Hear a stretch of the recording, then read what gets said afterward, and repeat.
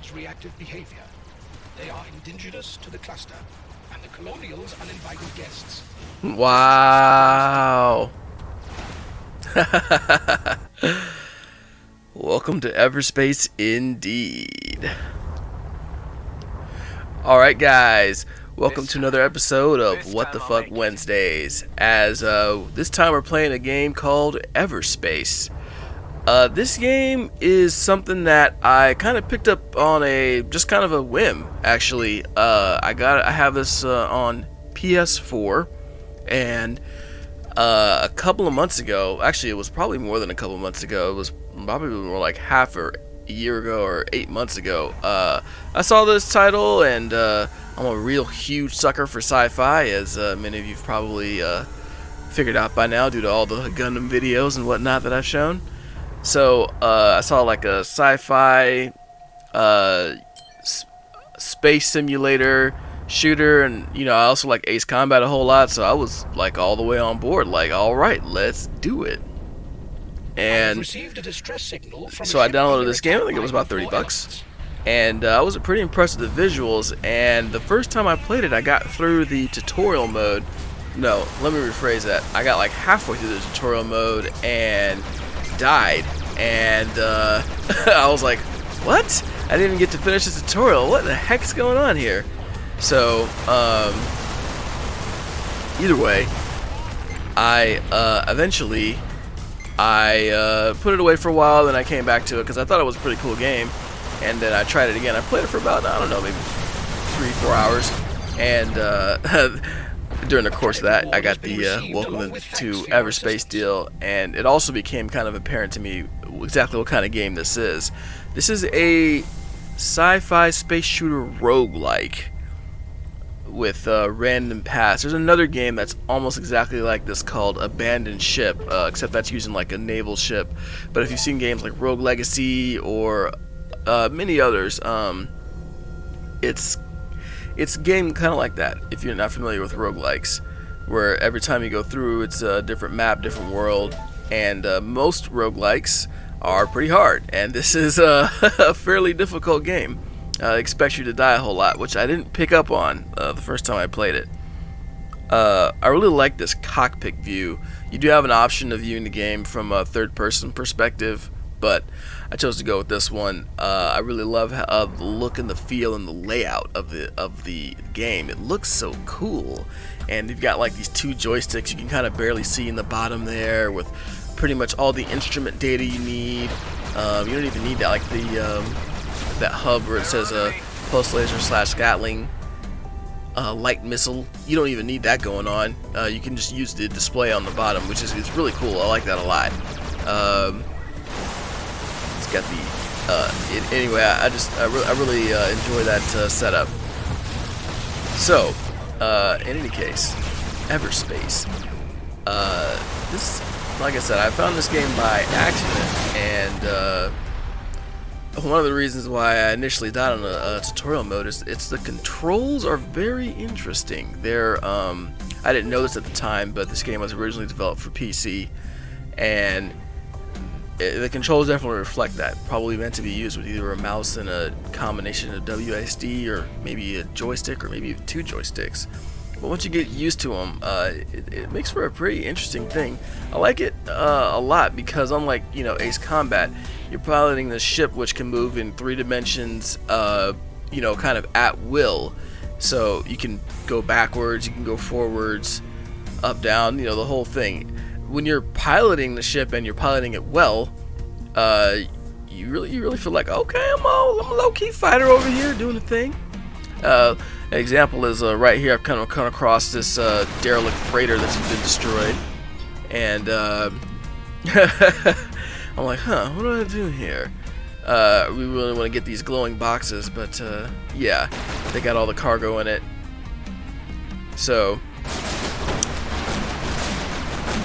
that part I really find pretty awesome.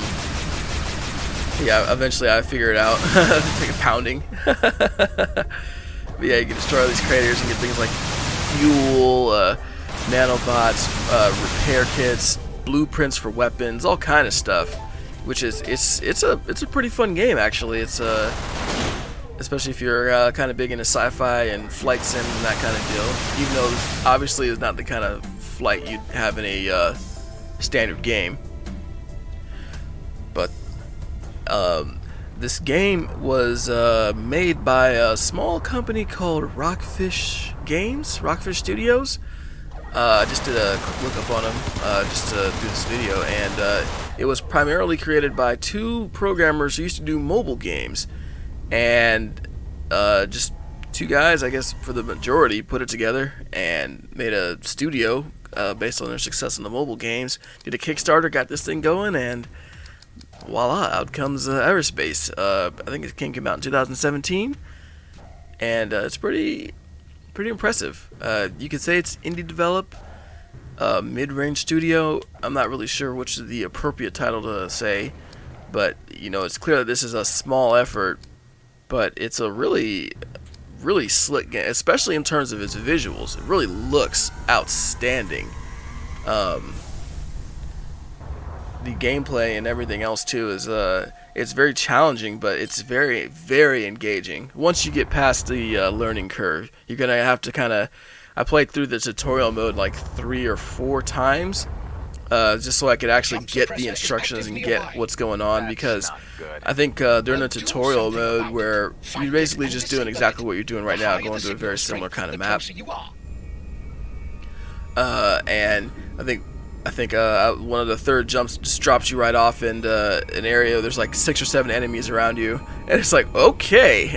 And as the guy, the AI computer partner is explaining stuff, you're just getting overwhelmed with a hailstorm of bullets. But the game itself is there's a little bit of a plot and a backstory set to it, where you're a pilot who's escaped. You've got amnesia. It's clear that you're some kind of clone or something like that, and you're trying to get to your destination, but you don't know what that is. You don't know where you're going, but you know that you are going.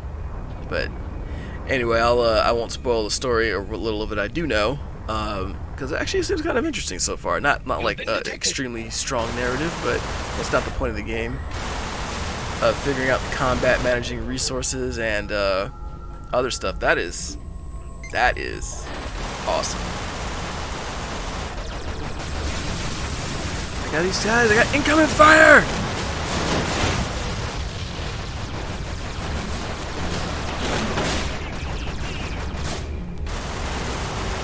Put up that shot. Yeah. Oh. So this sensors. Use the sensors. So the ship's made up of several different components. You have life support, you got fuel, which the gauge is in the upper right. Actually, the ship's status, you see all these little icons there. Those are the indications of the different systems you have. Life support, inertia dampening, all this little, you know, if you're a Star Trek kind of guy, you got all the science tech stuff you'd like. You know, and you can repair it, you can upgrade it, you can do all kind of things. But the combat in this game is actually fairly challenging. For the starting ship that you have here, the weapon systems you have to work with are pulse gun and a Gatling gun. So you've got a bullet-based weapon, and you've got this little effect you have see me going on right now is weapon overdrive, which deals a ton more damage. But I'll circle around to that. So you have the weapon overdrive, you have the pulse shot and the Gatling shot. The pulse shot is energy-based weapon that's better for dealing damage to shields, even though it'll deal some damage to hull. And the Gatling is better for dealing damage to hulls.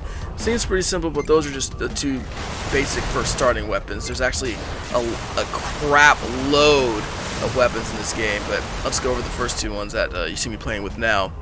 So you have these weapons, and you got your fire and move. No radar and lock on in this one. Although you do have these missiles. You have these light missiles you can fire off. But there's multiple times. As you see, that one says light missile. There's stun missiles. There's stasis missiles. There's shield buster missiles. There's just a crap load of different weapons and stuff you can get, which is really awesome, of course. But Anyway, moving back. So you have this green bar that's kind of hard to see right now, but right below the crosshair there's like a green reticle. You can see it. I'll point it out again when it's kind of filling up now. Let's see if I can get to a spot. Yeah, you can kind of see it right there. Yeah, you see that green area beneath? So your ability to like kind of boost, which is like basically moving at combat speed forward, and use your weapons and your weapon overdrive and all that's tied to that energy meter. So as I'm boosting now, you can kind of see the meters going down. So you have to manage how much, you know, energy consumption your weapons and movement are using. Oh, I like this part too. This is really cool. They have this like asteroid here, totally optional. You can go inside of it and get these crystals and mine that out. Hella badass. Shooting containers, you get either money and stuff like that, which transfers between playthroughs. You can spend it on upgrades and stuff to make subsequent playthroughs easier, giving yourself perks. But yeah, this is a nice little cool section here, and kind of a cool thing about roguelikes in general. Like, they've got this stuff in this hollowed out asteroid, completely optional, completely skippable, and you can just move right along past it. So back to explaining the ship a little bit. So when you're in combat, you've got to press up or to switch your main weapon between the pulse rifle and the Gatling weapon, and then you know, determine when the best. The lock-on's also not automatic either. You have to press R3 down to, let's say, lock on it. It's more like it just highlights the target, because it doesn't actually help you aim anyway. You know, it highlights the target and gives you the little reticle, but it doesn't. There's no auto targeting, at least not for the weapon that I have. I found that there's like a beam weapon that fires out like a continuous laser. That one has a little bit more of a homing / tracking, which is kind of nice. What you just saw me do right there was sort of the way you move throughout the different sub maps of the game. You've got you see that green floating thing that's been there this whole video for the most part. It's a reticle, and you get on that reticle and it just shoots you wherever you're going. So you hop in between little areas, and your objective is kind of to make it to the end after some of these jumps. But each jump consumes fuel, and you're going to need the resources because you never know what's around the corner at your next destination. At least not with the sensors that I have. So you need to kind of look around each area and scour and scavenge and find what's the stuff that's going to really help, you know, get you your resources for this for the run that you're on. Which, again, like I said, really cool. I think I debated for quite a while on this Pulse Laser Max and Pulse Laser, figure out which one's got the better things. It's Pulse Laser Max, you know, we're gonna have to go with it, have to roll with it. Yeah, look at that faster firing.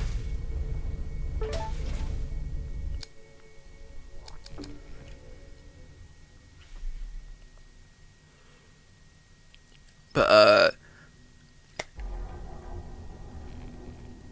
that's basic operations of the ship, you know, so far and whatnot. You can also craft items. Like I said, there's just a lot. You can repair your hull as long as you have the nanobots to do so, which you'll need. So hopefully from some of the ships you destroy, you can go back and collect that stuff. But man, like I said, the combat in this game, very challenging, but very engaging as a result. Now let's see, where are we at here? I think I'm figuring out the menu for the first time. Alright, skip this section.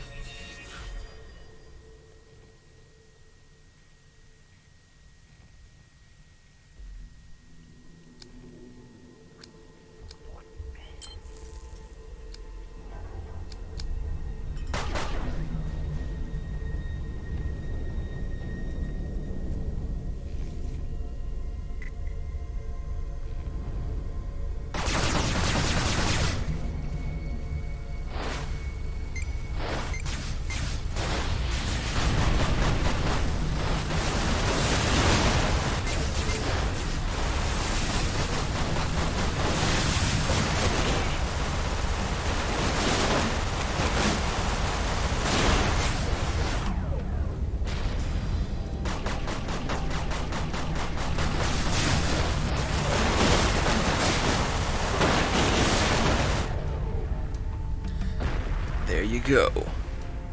3 targets, 3 handled. Get these outlaws and other people that come at you, so you gotta handle that business.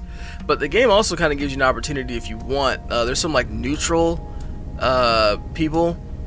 There's different factions and organizations out here, and a fairly lengthy codex about them. You can choose. There's like a yellow reticle there. You can choose to attempt to, you know, plunder those guys using them as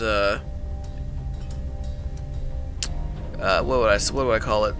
You can attempt to be a space pirate, basically, if you want, but there is a cost associated with that. You know, obviously you're gonna have a lot of different people after you, and you're kind of just one lone ship out here with, you know, just kind of enough resources to survive. But shoot, this baby is no heavy fighter for sure. So you gotta, you know, plan what you have to do carefully. But there is a situation that'll come up later where I think the life support's damaged and I'm running out of air. Now you have a decent amount of time, but still, life support's damaged, life support's damaged. If you run out of air, well, I might have to handle it. The jump gate. This is like one major hub to the next. I think we get a little story here as soon as we enter it.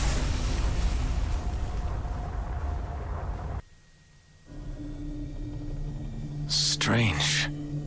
Fragments of memories. Trying to make sense of them. I had managed to escape. I was weak and ill. My cells were deteriorating. A deadly poison. A cytotoxin. Slow. Relentless. Eating me away. There was a way to halt its progress, but it would take time. All I could do was set the wheels in motion and await the outcome in stasis. A long, uncertain sleep.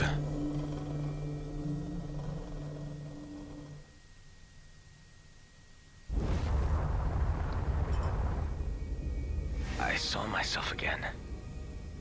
Dying. This must be a memory from your original. Apparently a flaw in the transference protocol. The Eterna system was meant to filter such personal recollections. Wait, what are you saying? My original? I'm a clone, yes.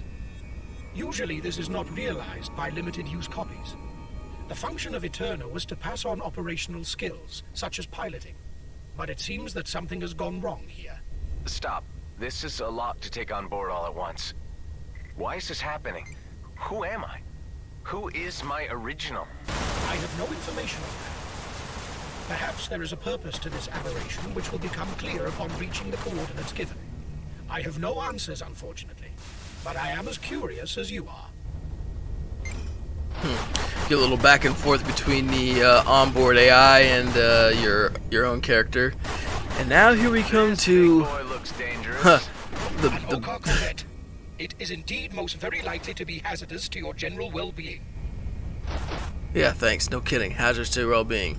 We've got this guy, the Okar Corvette, and I think they're an alien race who's hostile. As you know, they start shooting at us. But this is this is tough. This ship is huge. But we have, as you can see, the shots that it shoots are, they're on a little bit of a, like, they have a little bit of tracking, but sometimes you're trying to shoot where they think you're going next. They'll shoot right at where you are. So you can pilot around them, depending on your piloting skills, of which mine are somewhat lacking here.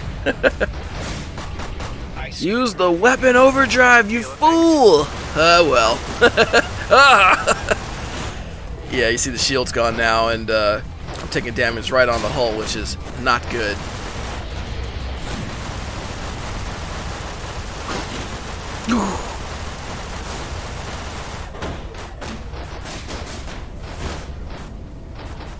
Oh, we're getting sliced and diced here. These giant shipwrecks, what are they? Colonial fleet warships overwhelmed by Okar fighters during the war. You will find such wrecks scattered throughout the demilitarized zone. During the war. When was the war? Who was the war? More details, more questions. We'll get some answers. We'll get a few answers. Whoa, whoa, whoa, whoa, whoa, whoa, whoa, whoa. Yeah, as you can see, you can kind of orient yourself almost in any direction. I thought this guy just had one gun shooting from one spot. I could get around him. No. Ship's components. The ship component is damaged. It is recommended you fix it before your next encounter. If you say so. Yeah. Haha! You can't stop the wall hiding tactic. There we go. Now this Corvette has its one fatal flaw. It doesn't move, which is awesome. So, fortunately, I have some nanobots, which is good. Secondary weapons are damaged, so I won't be able to use any missiles. That's a lot less good. But you need scrap to fix it. Don't have any scrap. Well. Yeah, looks like we've elected to go with the old nanobot repair for the hull damage, which is probably a good choice. It's like, even if we can't fire, we still need to live, so.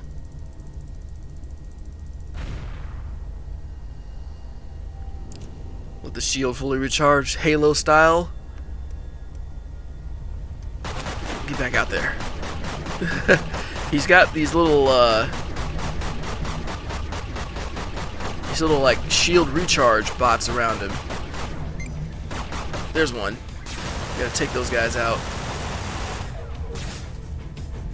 I guess he can like constantly spawn them. This huge ship, and this is completely optional. I don't have to attack him, but I want those resources. Plus, he shot at me first. Who does this guy think he is, huh? This ain't Broad Street. But here's the benefit. See, these outlaws that have been attacking me, they're also enemies of the Okar. So they're gonna give him hell and give me an opportunity to sort of figure out what's going on. Oh, but they're dead. That's okay though. They provided enough of a distraction for me to kind of figure out the situation. They took his shield away, and we hit the overdrive finally. Hit him with the Gatling gun. Yeah, we got him. We got him.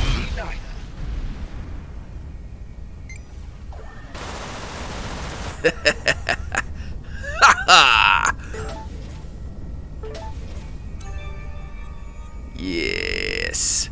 Now we can hopefully get the components that we need to fix our baby. But that's a good like example of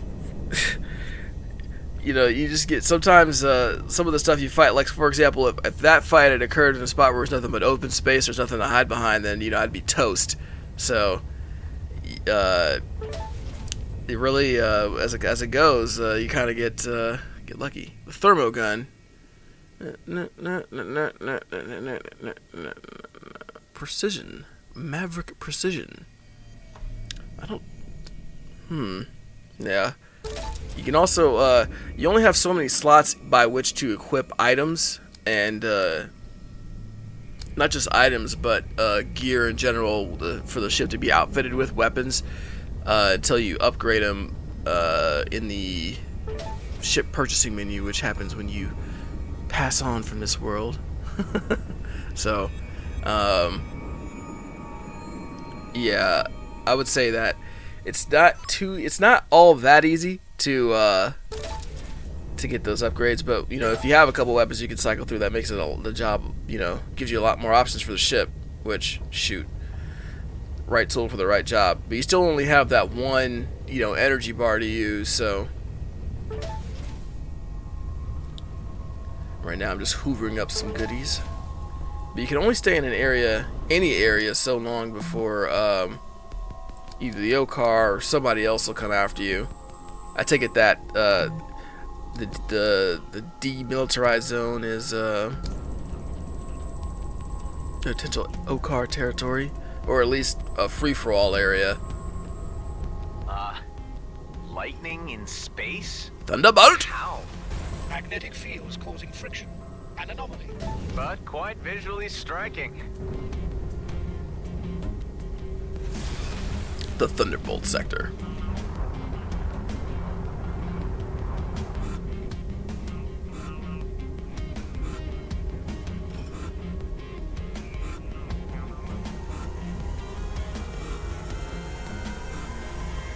Yeah, you can see it, Okar inbound. I don't want to fight anybody more. So, we're off, like a Roth.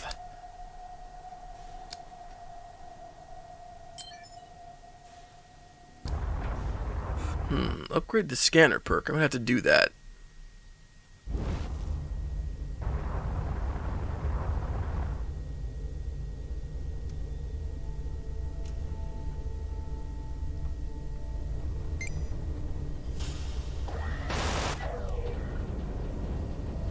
Jumping suppressed. This happened once earlier, where you have to go to the thing and then hack it and move on. You gotta find it first. What's this mining outfit I'm registering? Grady and Brunt Prospects, corporate behemoth and sole legitimate operator in the demilitarized zone. Their monopoly has ensured unchecked expansion. You will encounter their jump gates and mining drones frequently.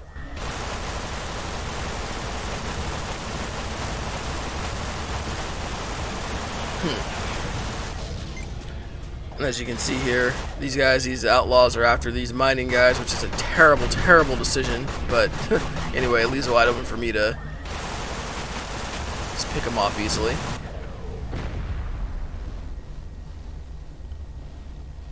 I like that as you jump to different locations, you have different views. I mean, they don't really say how far it is that you go, but I like that the space is very, very different no matter where you're at. And one of the worst things you can, like one of the worst ship functions you can have damaged aside from life support is like sensors. If you don't have sensors and you can't track anything, like all this highlighted data and information, it all goes back to just like visual acuity. So yeah, that's not good.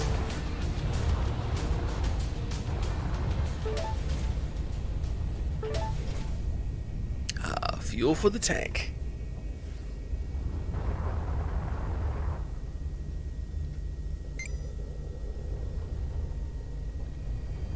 I think next time I do a run of this, I'll have to just pick where I want to go. Pick the fights carefully. But you need the resources too, so, you know, it pays to be aggressive, but obviously not too aggressive.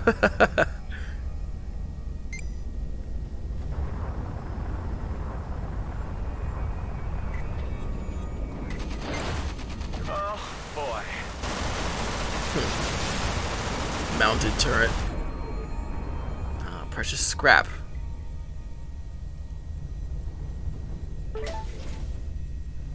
Here we go into another asteroid. This one's all rigged up with these drone strikers here. Or, yeah, little turrets. Now, the missiles turrets are kind of interesting. Whenever they shoot missiles, you get a little bit of a click alert.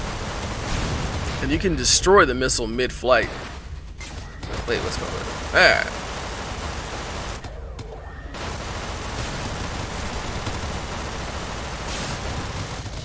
There we go. Your stationary tactics are no move for my move tactics. No move? No match even. Oh boy.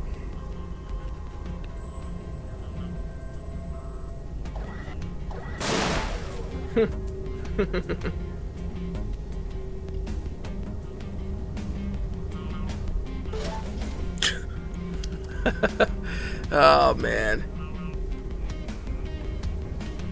It's kind of a strange thing. Wait, no. Hack that thing first. But yeah, it's kind of a, who do we have coming? Oh, nobody yet. But it's kind of an interesting thing about how, like, all these resources, there's got to be some way to, like, hoover these things all up.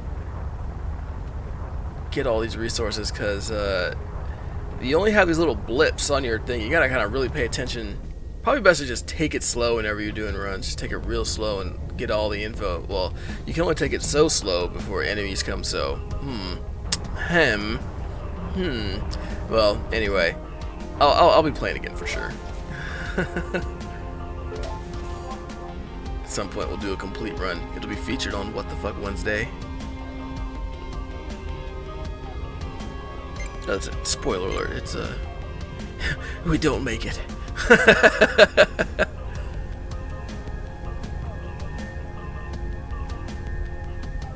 Man, looking at these stuff out in space always gives me like a feeling like I was in the Navy beforehand, and something about like sci-fi or working out in an environment like that has always really appealed to me.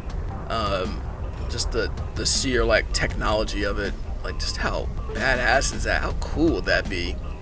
But it's kind of interesting. Like now that I was on a submarine, so now that I've been on a submarine, and you know, submarines are really really cool technology. But you know, at the same time, you're like, you know, somebody's out there doing menial task work, and that might have just been the military, but you know, who's doing the cleaning, who's doing the this and the that and the nonsense and the, you know, kind of the somewhat boring, repetitive minutia of safely using the tech to go into these like crazy environments like the ocean or space. How awesome would it be to just be like this, where everybody's a ship captain, everybody's a Captain Kirk or something like that, and you can just kind of go and do really cool and badass things? Nah, that's generally not how it is. Some Okars just jumped in. I recommend evasive moves. Yep. Should run from a fight? It's all the same to me, but we might get to our destination sooner if you know when to bow out. No doubt about that. Oh, you also can't make your jump if there's an obstacle in the way. You don't really need to get to that exact point, but if the green thing you're aiming through goes through an asteroid or something like that, then that's no dice. But yeah, just thought of like working on an outer space mining ship. That'd be pretty cool, wouldn't it? You know, you're handling some like crazy advanced gear, but it only cool relative to how you live life now, right? So once you're actually doing it as a routine, it's like, yeah, it's alright. Yeah, it's boring. Yeah, crazy how even the cool stuff can become nothing but an irritation, depending on your attitude and whatnot. So sometimes it's nice to keep things in perspective. You know, yeah, we're out here doing some craziness. We're doing some crazy, cool shit right now. The level of destruction is breathtaking. Hostilities only ceased when resources were exhausted, forcing both sides to the negotiating table. The demilitarized zone was created as a buffer zone, monitored by the Okar authorities. Only time will heal the rift between the species. There's an example of that beam weapon being used against me.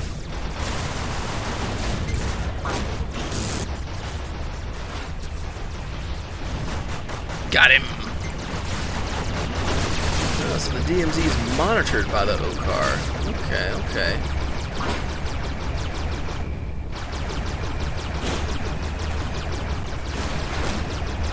I've got to wait for my energy to recharge before I take this guy out. The weapon overdrive, get him.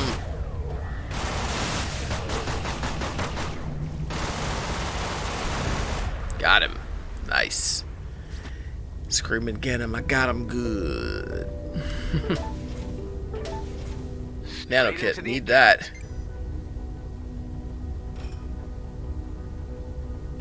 Why does this vessel appear with a skull?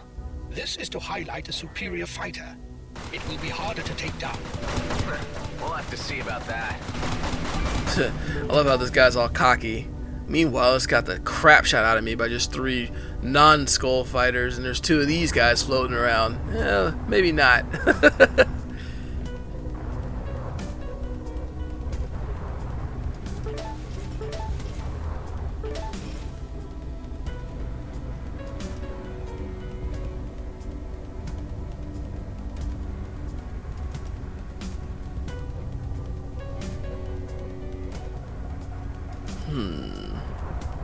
Yeah, the blue areas you can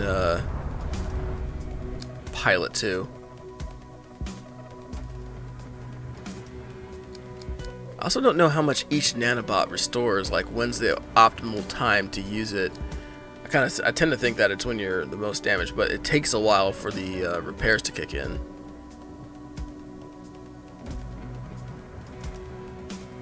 This is the upgrade system that I was talking about earlier, where you can go through the menus, and again, this is only my second full run of the game. Well, I say full run, but it's only the second time that I've played it after I died the first time. So,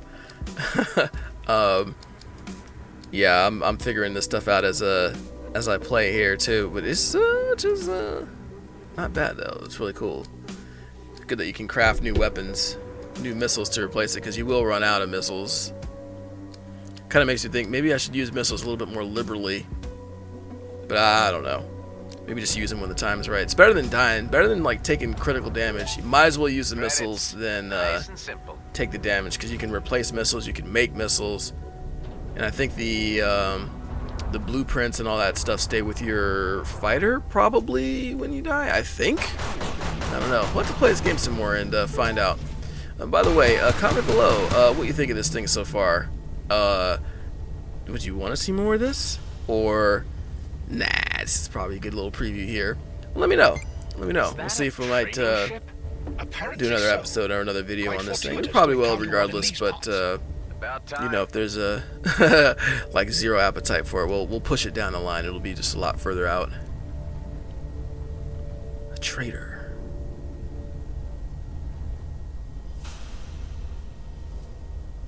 How do I interact with this guy? the not off use X button.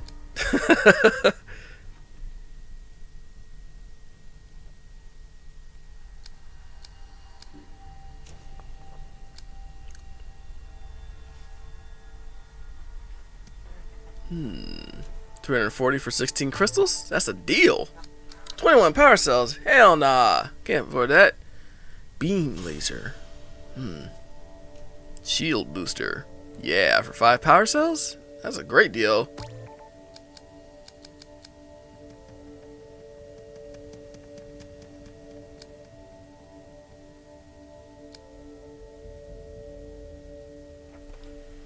I compare. Nice little quality of life things here. So like the menuing and all that's not all crap like Mass Effect Andromeda, which was the menus in that were a mess.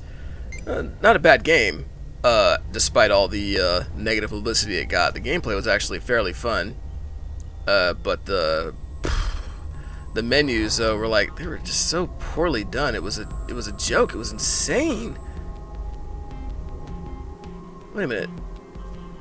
Oh. Wait a minute. Damages a random ship component to repair your hull from the equivalent of 4 nanobots. Damages destroyed. That's not a good trade-off. It's a terrible trade-off. What? Why would you want that? Actually, I guess it's okay, but depending on what thing it damages, like if it damages life support, you just killed yourself. I don't know. When it says damage, how much does it damage? No. Yeah, nah. No.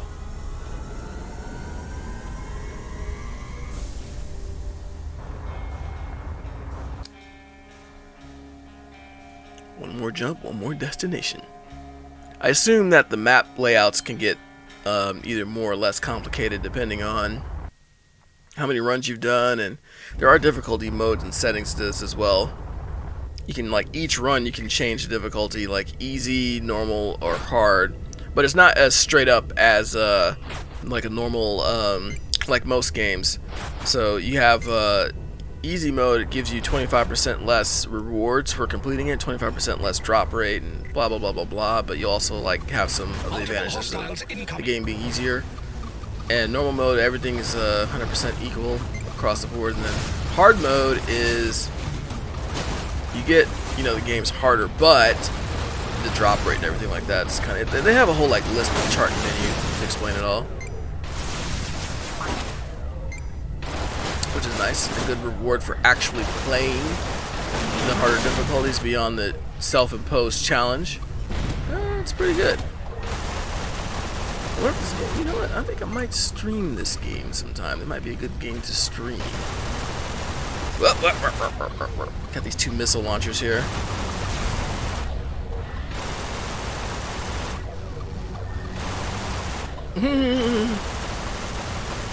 Dodge it. Dodge it. No, we did not dodge it. I got too focused on what I was shooting. On the wrong side of the boot on this thing.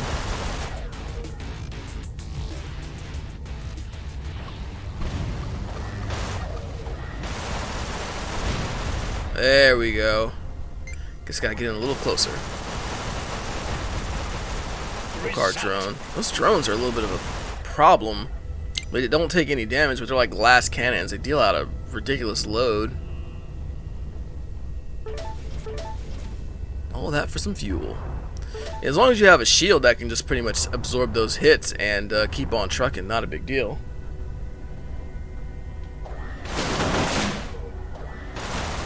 You are acquiring a taste for cast-offs, by the looks of things. For now. Sensor relay. So I can have a sensor relay or the shield. That is a terrible trade-off. Yes, give me the shield. You gotta have the shield. You can't go without. You don't have the shield, you'll be dead in a few seconds out here.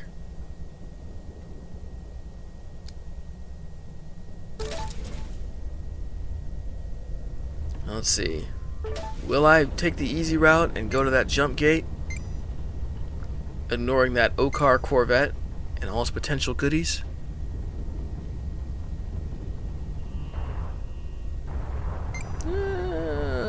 Yeah, let's take that smart route. Managed to Let's get get the out of only here. contract in the DMZ. They were first on the scene due to their extensive jump gate infrastructure. So far as their monopoly is concerned, their close working relationship with the colonial fleet was undoubtedly a factor. Oh yeah, reading the codex and the compendium, either reading the codex on like the corporations and stuff is also really interesting. It's kind of cool seeing like how, looks like we're not taking that smart route. We're gonna try and take on this Corvette. Nothing but a hope and a smile. It's a shield buster. Won't do a lot of damage. 2.2 kilometers. You don't know exactly what the range of the missiles are. I think it's at the point where you get a targeting reticle that they're effective. I know that they don't go forever though. They don't go that far, to be honest. Yeah, there's nobody here to distract him with. There's no wall to hide behind. We're going in!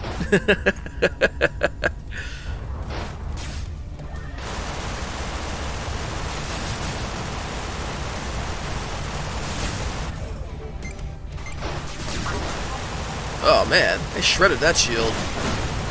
Intercepted. Yep, let's get out of here. It was a mistake. It was wrong. I didn't mean. Oh god.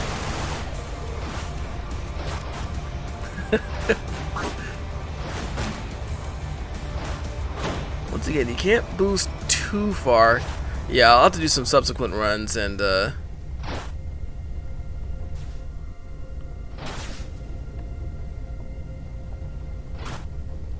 turn this puppy on. Let's see, what's damaged?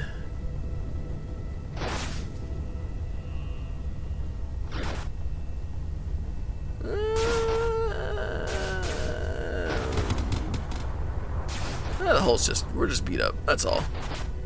We can get out of here.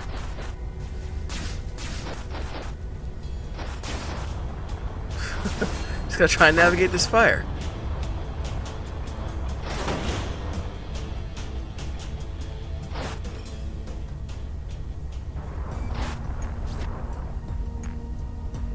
Charge the shield!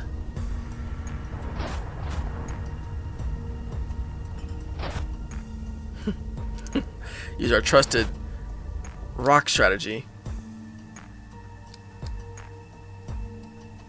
Oh, what a waste of the nanobots. What a just absolute waste.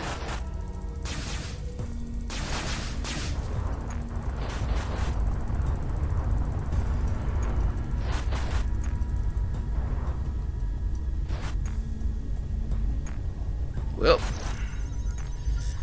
discretion is the better part of valor. We will see you next time.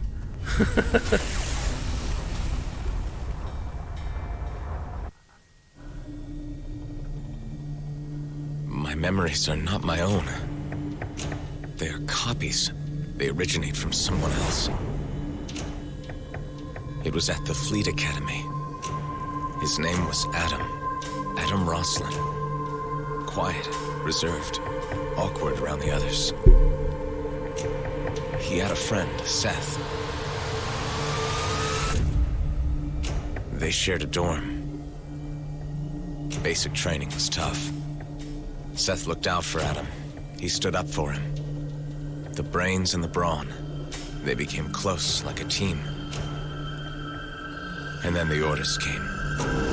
Deployment for war against the Okar.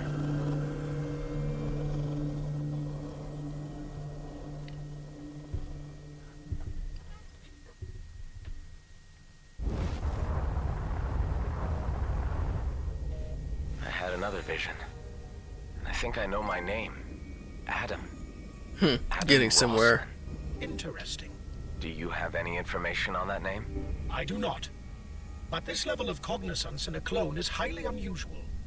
I would like to help you learn more in order to understand how this happened. Let's find some answers.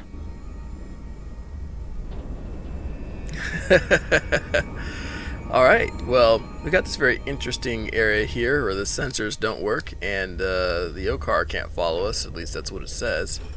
But yeah, it's kind of a, you know, that's kind of the gist of Everspace. You go through and there's a lot, well, that's like the beginning gist. There's more to it than that, but long story short is that's just how it gets started. So anyway, guys, I hope you enjoyed watching that one. Let me know what y'all thought, and we will see you next week for What the Fuck Wednesdays. Also, stay tuned on the channel for Phoenix Wright and Psychonauts. Doing the PPE here. Psychonauts, Phoenix Wright, EverQuest. And by that I meant Everspace. Something like that.